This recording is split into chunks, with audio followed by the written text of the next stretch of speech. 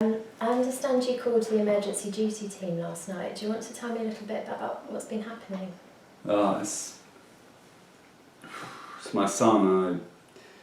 He's just completely out of control. Just really worried about where things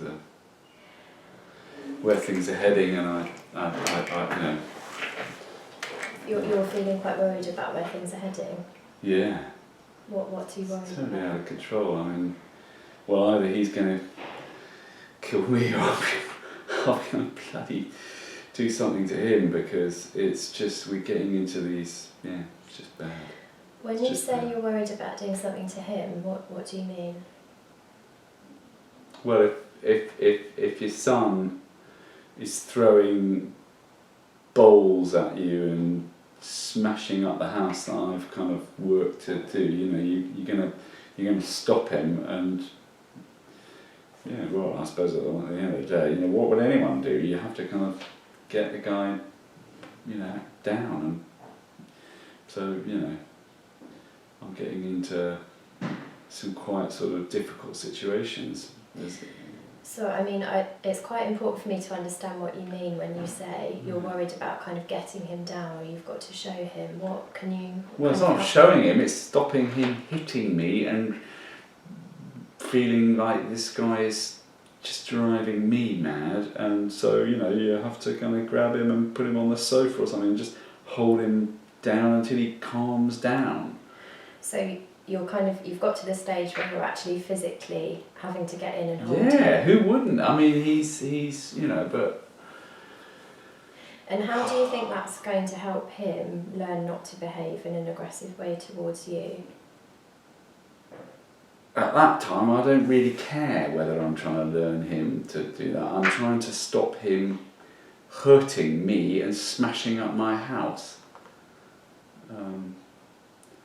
But at the end of the day, he's going to have to learn that, it's either going to be his dad doing it, or it'll be the police, and he'll be going to prison because he can't go around behaving in the way that he is. So he's got to learn a boundary, and he's got to learn, some discipline, I think one of the things that's going to be really important to our work together is that we think about some different things that you can do, because I'm sure you know these things already, but kind of behaving in an aggressive way towards him, at any time, especially in those moments, is really not going to be helpful to his development. Yeah, right. I'd like to see somebody else come and deal with my son when he's drunk.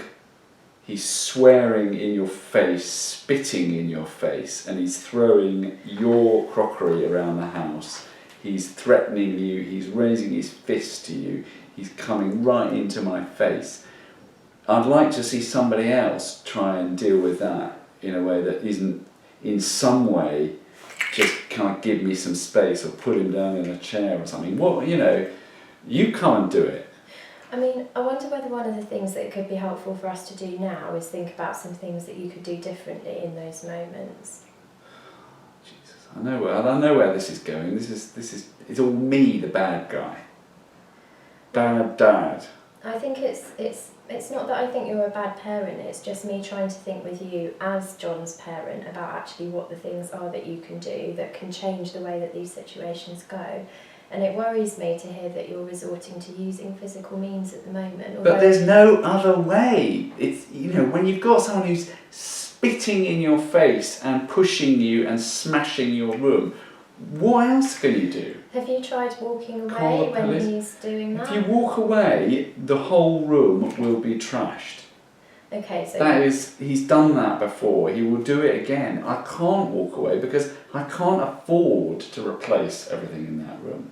Have you tried using some of the rewards and consequences? Because I know those he just laughs at that. He just laughs in my face at that. It's just like a joke to him.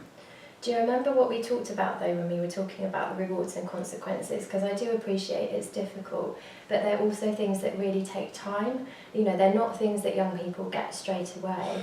And he's never going to get it. He's never going to get it. I mean, basically, I just don't have time for this stuff. I'm absolutely knackered. I've got a son who is taking my life apart, and I'm now being blamed. I know, I'm not blaming you because Well, it feels like that. Okay, well that's not what I'm meaning to do, because I do hear that it's difficult for you at the moment. I guess my job is to help you think about ways that you can be safe together as a family, and it sounds like there's lots of things that are making that difficult at the moment.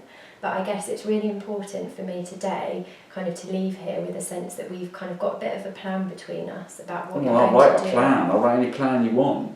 Okay. I mean, you know, what I'd like is for something different to happen with my son, but I'll write whatever plan you like me to write. I'll write the plan. No problem, let's get the plan out of the way, let's do the plan. Okay. We'll write the plan. All right.